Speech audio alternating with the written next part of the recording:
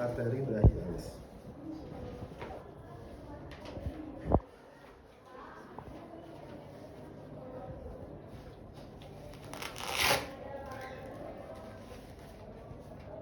Oke.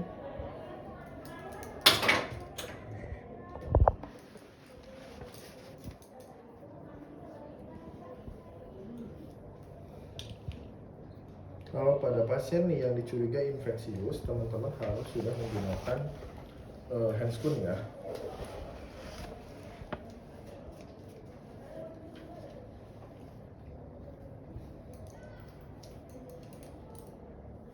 Oke, tangan yang non-dominan itu ada di nadi radialis. Tangan yang dominan ada di memompa ya.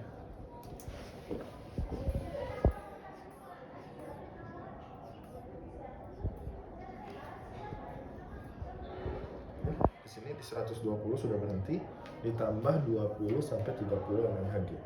Berarti di 150 ya. Nah, kemudian diafragma ini ditempel di nadi brachialis. Kemudian kita kendorkan secara perlahan.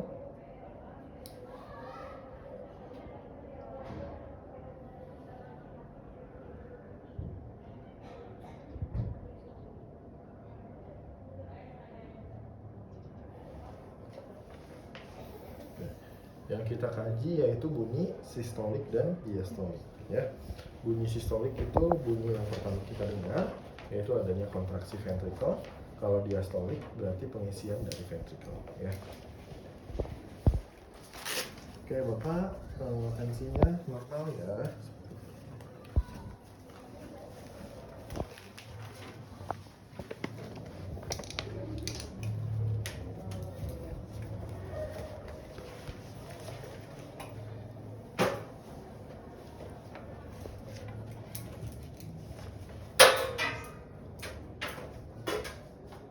Kemudian kita cek suhu dari pasien ya.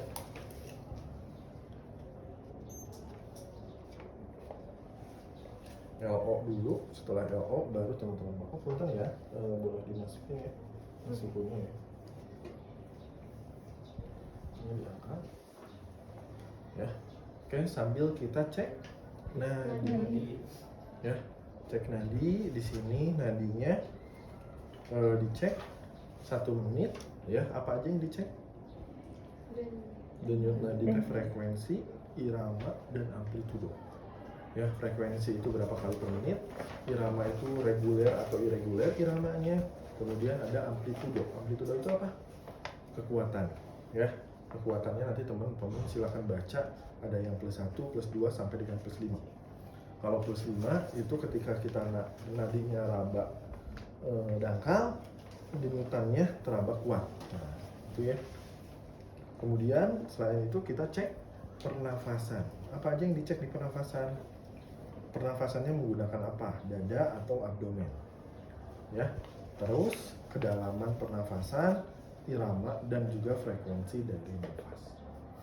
Ya, kalau nadi 60 sampai 100, kalau nafas 12 sampai 20 ya. Oke. Suhunya 35,7, normal nggak? Enggak, 35,7 ya, berarti terlalu dingin ya. Harusnya 36,5 ya. Pakai cup alkohol kemudian dimasukin lagi. Jadi teman-teman harus bawa kapas alkohol. Kemudian selanjutnya setelah kita lakukan tes tanda-tanda vital, jangan lupa kita juga tanya ke pasien, Bapak kalau misalnya dari tiduran ke duduk kira-kira suka merasa pusing nggak? Terus dari duduk ke berdiri merasa pusing nggak? Nah, itu mengidentifikasi adanya hipotensi ortostat ya. Tapi kalau misalnya pasiennya jawab ada pusing gimana? Berarti teman-teman harus tensi saat tertidur, saat duduk, dan saat berdiri ya. Kita pengen tahu perbedaan tekanan darahnya seperti apa. Yang namanya hipotensi berarti rendah ya. Kemudian selanjutnya setelah itu baru kita cek pasiennya ya. Bapak punten ya, saya mulai memeriksa ya. Lihat rambutnya distribusinya bagaimana, warnanya gimana, ya, kebersihannya gimana, kita lihat, infeksi dulu. Kemudian baru kita palpasi. Palpasi tujuannya apa? Kita lihat mendalam bagian kulit pasien, ada lesi, ada tumor, ataupun ada pembengkakan dan ada nyeritan. Punten ya, saya lihat dulu ya. Lihat rambutnya, kebersihannya. Kemudian kita juga periksa apakah ada nyeri tekan, ada benjolan, ya. Terus lihat ada pembesaran kelontok nggak rambutnya, gitu ya. Oke. Setelah itu baru kita ke mata. Bapak boleh lihat ke depan. Nah, kita lihat yang pertama ada udem periorbita atau tidak. Udem periorbita itu kayak kalau misalnya ada orang yang nangis ya sehari semalam itu bengkak, nah itu seperti itu ya. Bapak boleh merem. Nah, kita lihat di kelopak matanya ada udem tidak. Ya, boleh teman-teman palpasi. Ya. Nah, kemudian setelah itu Bapak buka matanya, kita lihat di matanya apakah ada arcus nellis. Arcus nellis itu ini bola mata, kemudian ada seperti cincin yang melingkar, berwarna putih. Misalnya pada pasien-pasien yang hiperkolesterol.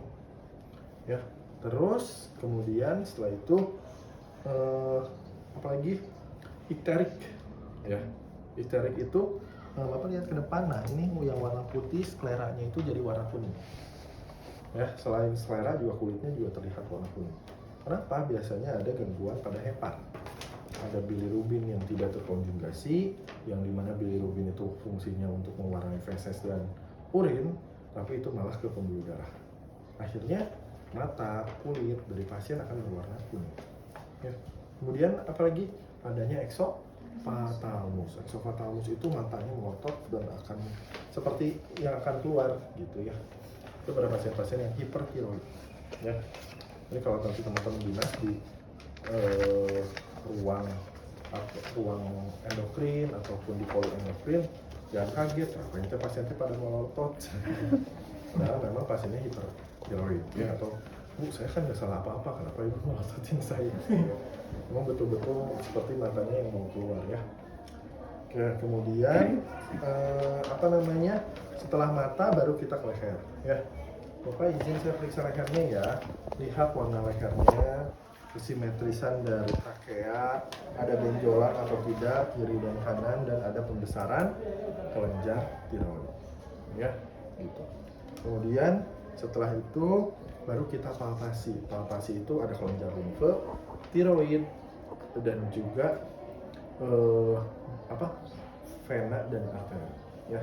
Yang pertama kita palpasi yaitu arteri karotis ya. Nah, dari trakea tarik 2 cm ke arah kiri dan juga kanan. Nah, kita raba apa aja yang dikaji: frekuensi, irama, dan amplitude kekuatan. Kemudian apalagi yang dikaji di vena jugularis. Sini ya, vena jugularis. Kesimetrisan dan elastisitas ya. Ya. Nah, ini ya, nih vena jugularis ya. Ini kan ya sebetulnya. Lurus aja, lurus. Ini ya. Nah, ini kanan kiri harus simetris. Nah, elastis atau tidak. Oke, itu ya vena jugularis. Kemudian apalagi apa? Bola.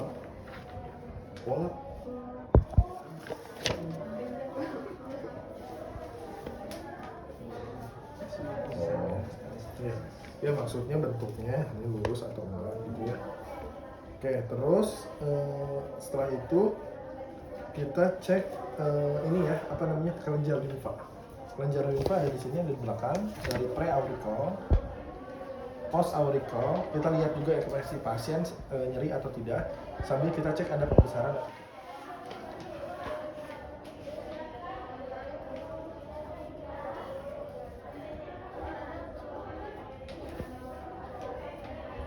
Sampai ke clavicle ya, gitu. Terus kelenjar limfe, kelenjar tiroid gimana? Bapak bisa nengok ke sebelah kiri. Nah, kita lihat apakah ada pembesaran atau tidak. Ya, Bapak ke sebelah kanan. Nah, di sini ada pembesaran atau tidak ya kelenjar limfu? Oke, tidak ada pembesaran kelenjar limfu. Terus apalagi yang kita mau cek? Yaitu ada JVV. JVV. Bapak boleh diambil dulu ya bantalnya. Nah, Bapak tidur aja. Nah, seperti ini kita lihat JVV-nya. JVV itu menggunakan dua penggaris. Kita yang pertama tentukan dulu tentukan dulu Angel of Lewis-nya. Angel of Lewis itu di sini manubrium. Nah, ini ada benjolan tulang. Ada, coba pegang. Coba pegang. Nah, itu Angel of Lewis. Teman-teman letakkan penggaris di situ ya. Pastikan angka 0-nya ada di bawah. Penggarisnya tegak lurus ke atas. Ini untuk mengukur tingginya sejauh mana. Kemudian ini untuk menentukan vena jugularisnya ada di mana. Bapak boleh nengok ke sebelah kanan, kiri. Nah, kiri. Terus Pak. Nah, itu ya. Kalau ini kan normal ya. Jadi nggak ada pembesaran vena jugularis. Misalnya di sini vena jugularisnya ke atas ya. Tapi kalau ini normal, jadi nggak ada pasiennya JVP. Kalau ada misalnya JVP-nya ada di sini, berarti teman-teman tunjukin penggaris ini fungsinya untuk nunjukin tarik garis lurus, berarti ada di mana nih? Misalnya ada di 11,5, 11,5 gitu ya, 11,5 ya. Nah, misalnya ada di sini, berarti abnormal. Kenapa abnormal? Karena yang namanya JVP itu normalnya 5-8 cm H2 ya.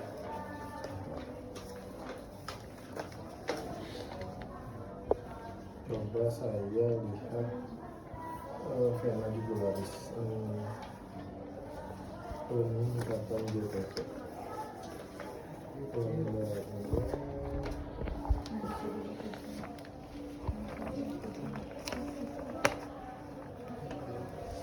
Kalau peningkatan JVP itu gambarnya kayak gini ya. Ya, kayak pembuluh darah yang agak melebar dan terisi penuh oleh darah. Nah, terus kita ukur JVP-nya sampai mana? Oh ya, sampai sini. Nah, berarti berapa tingginya? Ya. Itu untuk pengukuran JVP. Terus setelah itu kita cek hepatojugular reflux. Hepatojugular reflux itu posisi pasien harus terlentang ke bawah dada.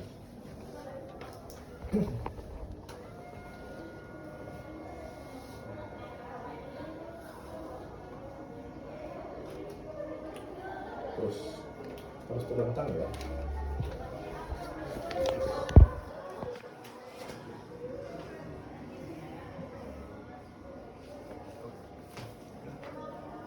Bawah tadi. Oke, sip. Nah, hepatojugular reflux itu kita lakukan penekanan di daerah hepar selama 30-1 menit. Hepar ada di sini ya, di kuadran kanan atas. Bapak boleh tarik nafas. Tarik nafas. Tarik nafas. Buang. Baru kita papas. Nah, sekarang kita lihat selama 30 detik ada nggak denyutan di yang sebelah kiri dan di sebelah kanan, dan ada peningkatan vena jugularis.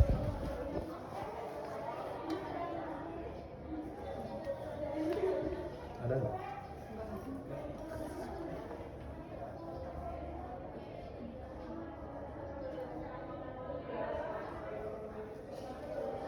Ini vena jugularis ya. Kalau ada peningkatan kayak gini, ya jadi ada, tapi melebar, ini udah melebar berdenyut. Kan kalau ini tipis ya, nggak terlalu jelas ya. Tapi kan tadi di gambar juga melebar ya, melebar terus membendung gitu. Ini ada nggak? Ada ya. Oke. Gitu ya. Jadi kalau misalnya tidak ada, hasilnya hanya tipis tadi, berarti positif. Negatif. Tapi kalau kayak tadi gambar tadi, berarti itu hasilnya positif. Ya. Oke, setelah itu kita posisikan lagi apa? Setengah duduk ya. Posisikan lagi setengah duduk.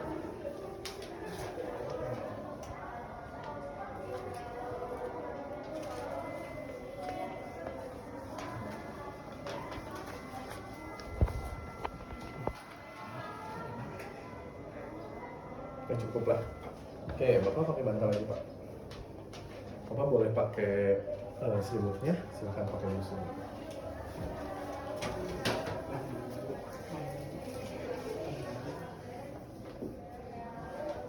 Ya, siapa yang duduk ini?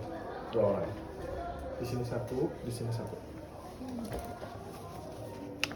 Oke, sekarang kita mau mengecek adanya bunyi bruit di arteri karotis dan juga bunyi vena ham di vena jugularis, ya. Oke, agak di sini mendekat, ya. Sorry. Ini jelas nggak kedengeran kalau dipukul? Enggak. Coba putar.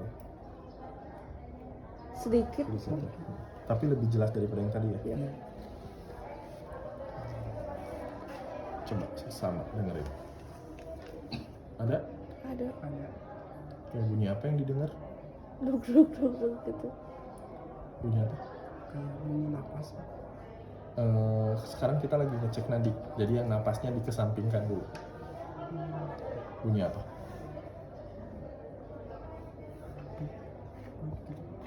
Oke. Terus?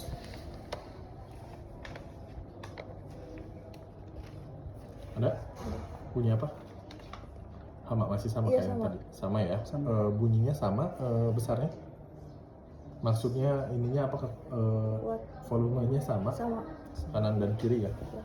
Nah sekarang vena jugularis.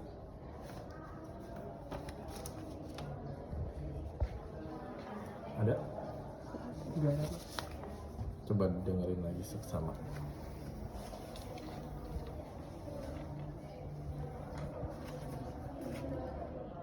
Ada sih pasti kecil, lebih kecil kecil. daripada karotis. Ada tapi? Ada. Oke, sekarang berapa?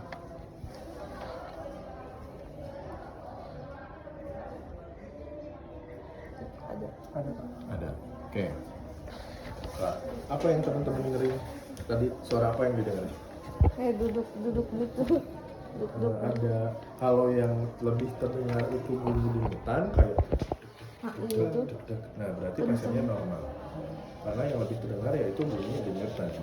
Tapi kalau ternyata di karotis itu ada bunyi bising, bunyi bising seperti bunyi pembuluh darah masuk ke aliran yang lebih sempit, berarti itu positif adanya bunyi bruit.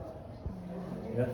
Terus kalau adanya bunyi dengung di vena ham, berarti itu positif ada bunyi vena ham. Karena pasiennya normal, jadi yang lebih terdengar yaitu bunyi denyutan. Ya, nggak ada bunyi yang lain kan? Enggak. Oke, gitu ya. Kemudian selain itu bunyi untuk identifikasi vena ham dan bunyi bruit. Jadi silakan teman-teman auskultasi di karotis dan juga jugularis.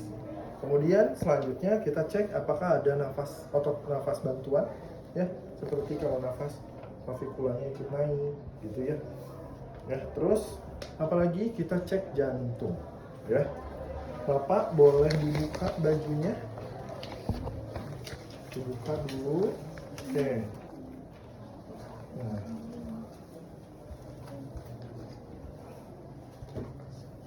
Oke, kemudian ini oke, bajunya di kanan sini. Kita mau cek jantungnya, ya.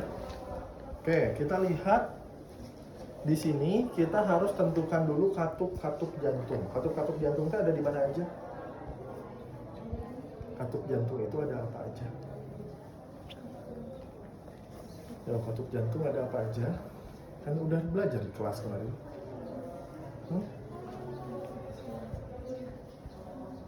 Aorta, pulmonal, tricuspid, dan mitral. Ya, aorta ada di mana? Kalau kita lihat di sini aorta ada di mana?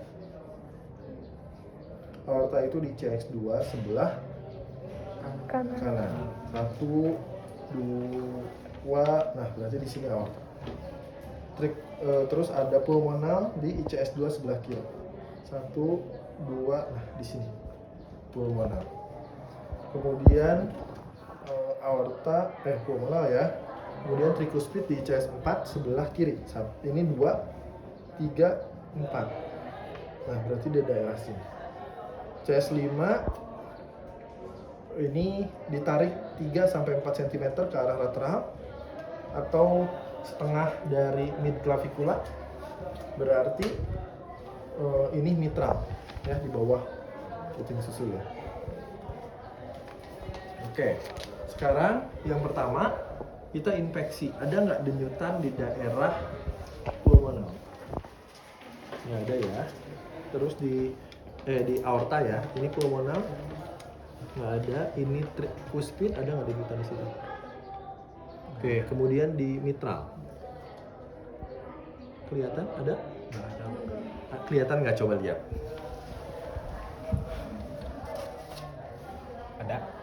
Ada ya, ada denyutan ya. Kalau pada orang-orang yang kurus itu memang terlihat ya. Apa berarti, tapi jangan dianggap itu nggak normal, tapi itu normal ya. Oke, kemudian kita palpasi. Palpasi ada nggak getaran atau yang disebut dengan trill?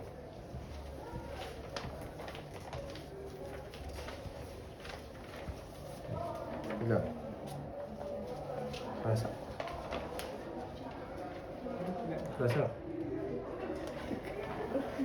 Ada ya. Oke. Terus di sini mitral.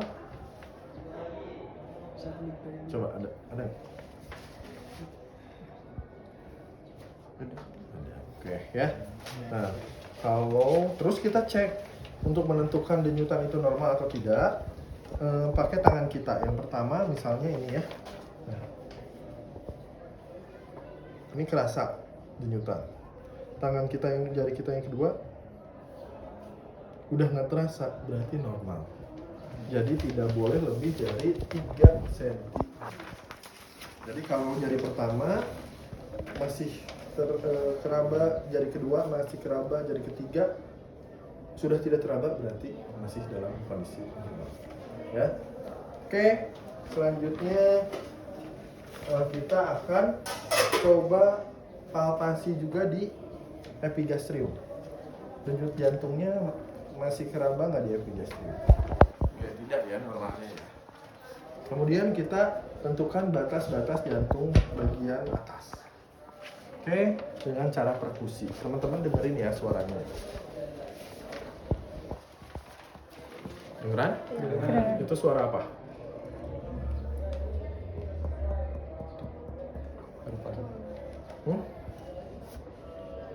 Apa bunyinya namanya?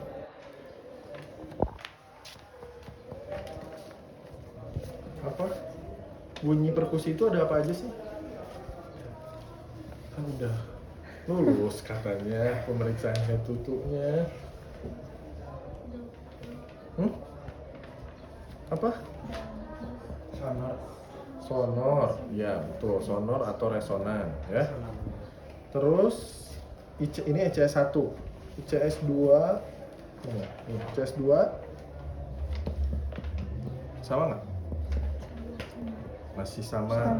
ICS 3 ya.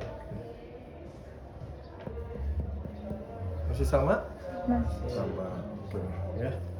Nah ya, ICS 1 2 mana 3. Beda nggak? Beda. Nih. Nah, beda ya. Nih. Nih. Nah, berarti di CS3 sudah mulai batas jantung pasien, ya. Nah, kita tandain ya. Oke. Kemudian ke bawah lagi. Masih padat ya.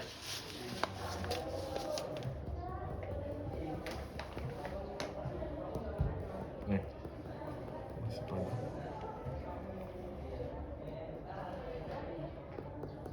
Nah, udah nyaring ya.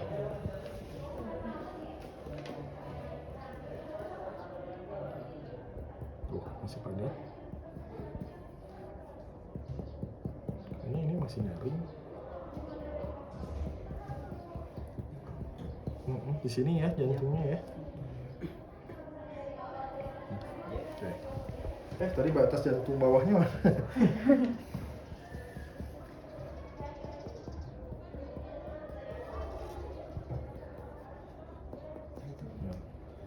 Ya, sini ya. Oke. Kemudian kita akan tandain sebelah samping kiri ya. Nah, sini kanan ya.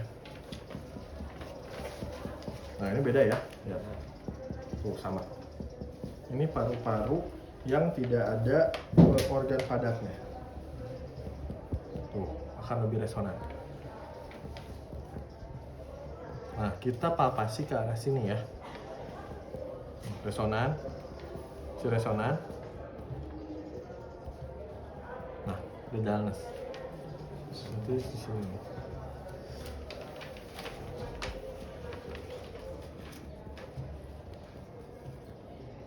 Nah, karena di sini makin ke bawah, makin ini karena ada hepar, ya.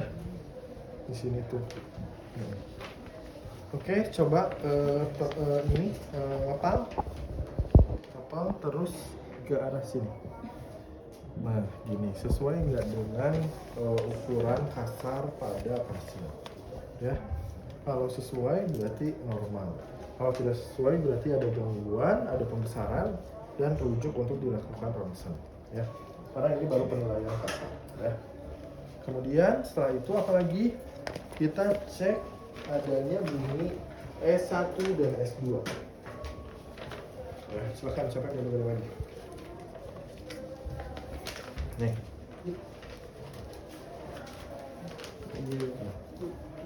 Ayo cepet. Ya, biasakan menggunakan belt ya. Oke, kita bunyi S1. Bunyi S1 itu ada di mana? Bunyi S1 itu bunyi apa? Bunyinya loop. Loop ya. Bunyi S2 loop. Bunyi S1 loop. Pastikan teman-teman, coba kita dengerin S1 dulu, bener nggak yang lebih terdengar itu loop dibandingkan loop, ya. Kemudian apalagi bunyi S1 itu kita dengerin di mitral dan tricuspid, ya. Mitral itu tadi di sini ya. Nah, kita dengerin. Coba gabung. Lebih terdengar apa, loop atau dup? Hah? Lebih terdengar loop atau dup? Dup. Dup. Oke. Jelaskan lagi. Coba diteliti lagi. Itu bunyi loop yang terdengar atau dup? Dup. Dup. Oke, sekarang ke mitral.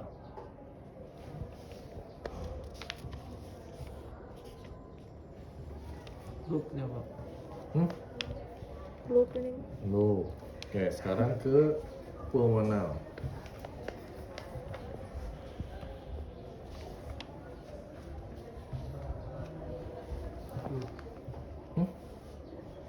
Ada nggak? Kedengeran nggak?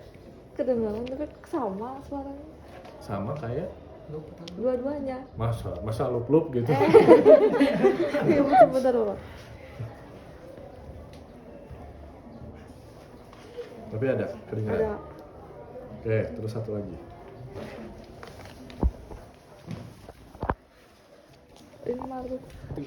Hah? Ya lu. Loop. Oke, ya. Ya. Nah, jadi teman-teman, secara konsep teori bahwasanya di tricuspid dan di mitral dan tricuspid itu lebih terdengar loop. Ya, jadi teman-teman coba belajar lagi di rumah pakai stetoskop sambil tiduran, dicek ini benar nggak ya loop. Aduh, kalau misalnya yang terdengar loop berarti saya harus ke rumah sakit. Ya, gitu. Jadi didengerin secara konsep bunyi yang itu loop ya. Terus bunyi di S2 di aorta dan pulmonal itu dup ya. Nah, bagaimana Pak kalau udah dengerin bunyi S1 dan S2? Balik lagi ke mitral. Kenapa harus balik lagi ke mitral? Di situ kita harus mengidentifikasi frekuensi jantung 1 menit itu berapa kali loop-loopnya, ya.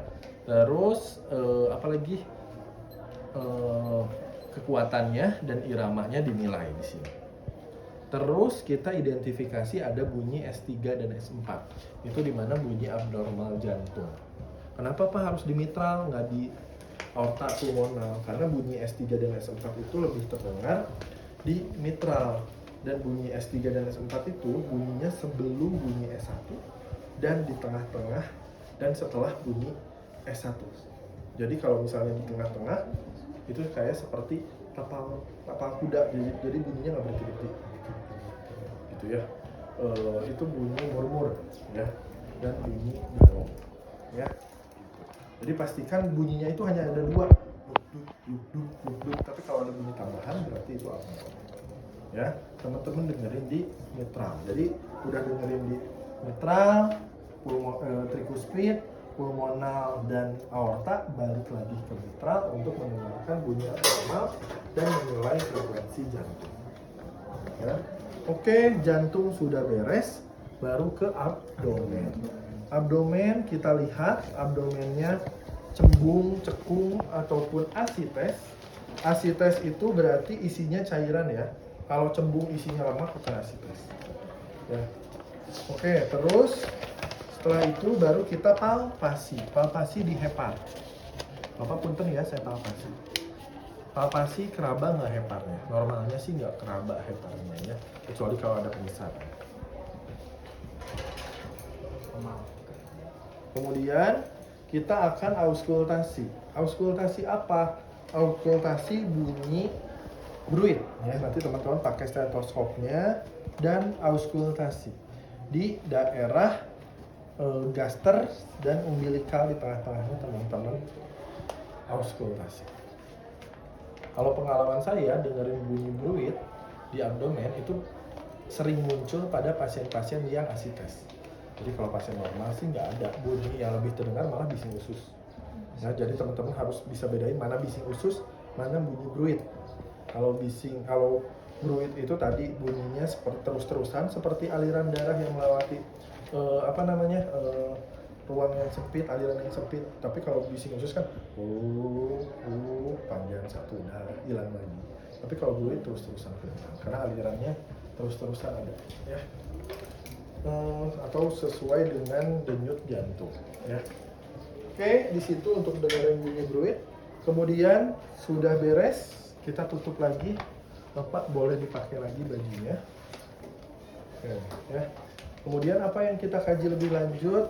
Misalnya kita kaji ke ekstremitas. Ekstremitas kita lihat Pak kukunya Pak. Ya, di sini dua-duanya. Oke, kita lihat ada pucat atau tidak. Kita lihat cyanosis atau tidak. Kemudian kita lihat ada clubbing finger atau tidak. Clubbing finger itu kukunya cembung. Jadi tesnya gini, Pak, boleh gini Pak. Kalau misalnya cembung kukunya gini, dia bakalan seperti ini. Tapi kalau gini, ujung ke ujung, dia bakalan normal. Ya, gitu. Tes clubbing finger. Terus adanya kuku lekonsia. Lekonsia itu garis-garis putih. Ya. Nah, itu ada bakteri ya. Bukan ada yang kanker. Terus ada kuku sphincter hemorrhage, ada pendarahan pada kukunya. Ya, sphincter hemorrhage itu tanpa ada cedera di awalnya ya. Kalau kecepet mah beda lagi urusannya ya. Terus adanya kuku konkav. Kuku konkav itu kuku yang tipis, rapuh gitu ya. Misalnya pada lansia sudah penurunan fungsi. Kemudian apalagi yang kita nilai yaitu CRT. CRT harus kurang dari 2 detik ya. Nah. Oke Pak, saya cek ya.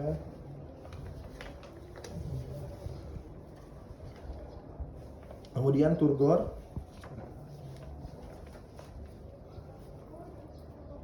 Elastis ya. Kemudian ada udem atau tidak.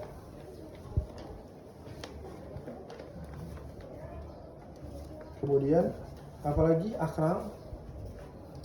Kok dingin? Ya.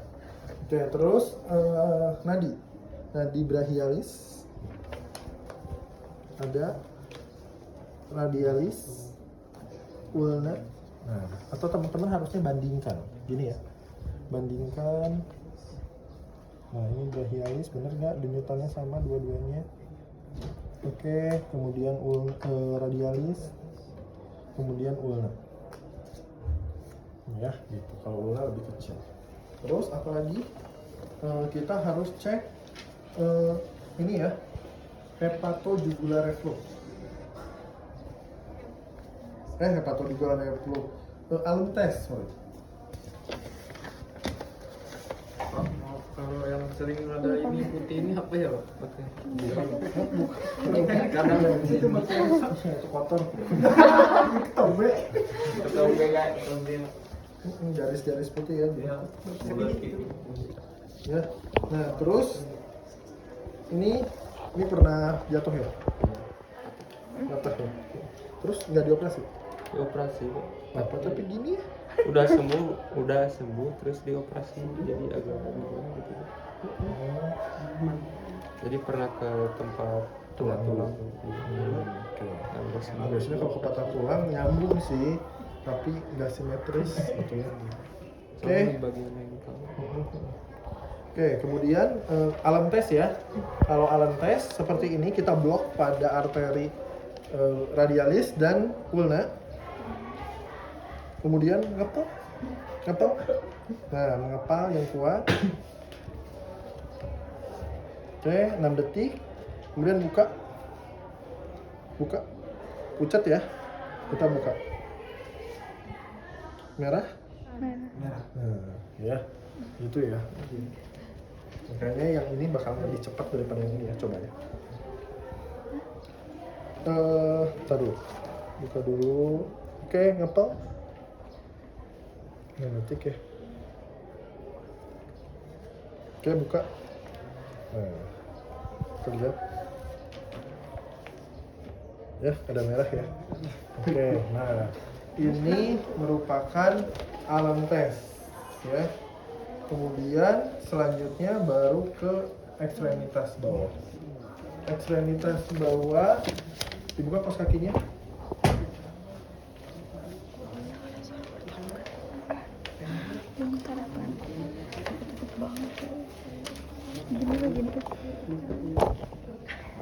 Oke, sama halnya kayak yang tadi ya. Lihat ada cyanosis atau pucat ya. Kemudian ada clubbing tinja, ada leukemia, ada sphincter hemorrhage dan kuku konkav. Kemudian turgornya ya, CRT ya. Oke, kemudian setelah CRT apa lagi? Nah, coba pegang kakinya. Akral. Aduh, bingung. Akral itu ujung kaki. Oh iya. Nah, apa rasanya? Dingin Pak. Iya. Dingin. Nah, itu sama nggak sama yang sebelah sana? Agak beda Pak. Hasilnya tinggi. Ya. Oke, kemudian kita cek nadi. Nadi ada apa aja? Sini kan, tawa. Ini nadi apa? Apa nih di sini? Apa nih? Pop, pitea. Terus, apa lagi? Ini apa? Dorsalis, pedis, ya. Terus yang di sini apa? Tibialis posterior. Ya, ini harus dikaji nih nadi-nadinya untuk melihat perfusinya lancar atau tidak. Oke, setelah itu baru kita melakukan ada 2 tes di kaki. Kalau di tangan hanya 1 tes. Ada tendon dog test dan color chain test. Ya. Nah, coba lihat di sini karena tidak ada tourniquet, tadi saya bilang ada tourniquet ya, ternyata nggak ada tourniquet ya. Nah, teman-teman angkat kaki, lemesin aja. Lemesin. Nah, angkat kakinya 45 derajat. Kemudian kita ikat menggunakan tourniquet. Ya, misalnya gini. Nah, ini kita ikat menggunakan tourniquet. Terus seperti ini. Ya. Tahan berapa detik? 30 detik. Ya. Nah, tapi sebelum pemeriksaan ini, pastikan pasiennya mampu untuk turun dari tempat tidur. Tapi kalau nggak mampu turun dari tempat tidur, nggak dilakukan tes ini. Ya, oke. Kemudian, tourniquetnya masih terpasang. Setelah 30 detik, Bapak turun dari tempat tidur. Nah, coba turun. Bapak boleh turun dari tempat tidur. Nah, anggap tourniquetnya masih terpasang di kaki sebelah kanan ya tadi ya? Iya. Nah, ini masih terpasang di sini. Kemudian ininya kita lihat ya.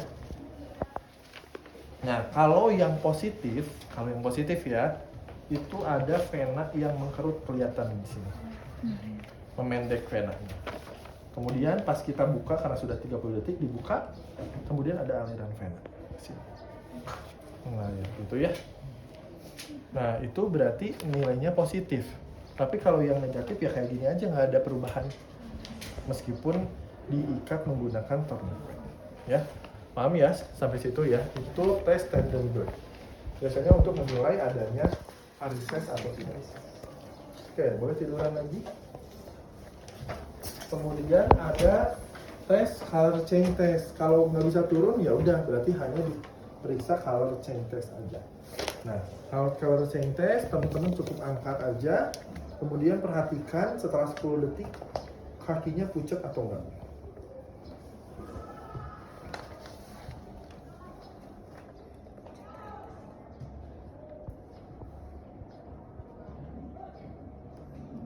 Oke, lihat pucat nggak? Masih kemerahan ya, tapi nggak terlalu pucat ya. Nah, ketika kita nanti dikebawahkan, berubah nggak warnanya? Kan udah mulai nih putih ya. Nah, kita lihat sini. Merah nggak? Merah. Oke, gitu ya. Karena ini ada faktor AC juga. Ya, oke ya, gitu. Nanti pada saat ujian, teman-teman hanya kalau ke pasien sih kaki yang ada keluhan dan tangan yang ada keluhan. Tapi kalau pada saat ujian, silakan teman-teman ambil salah satu aja. Tangan sebelah kiri untuk Trendelenburg test, Allen test dan color change test hanya sebelah kiri atau sebelah kanan saja. Ya. Oke, sudah beres, baru kita ke pemeriksaan terakhir ada nodus epitoklear di belakang telinga ya. Bapak boleh nengok ke sebelah kiri. Nah, lihat di sini. Ya, ada benjolan dan kemerahan atau tidak ya. Bapak ke sebelah kanan. Nah, di sini ya. Oke. Bapak, tindakannya sudah beres. Mari kita ucapkan hamdalah bersama-sama. Misalnya gitu ya. Alhamdulillah.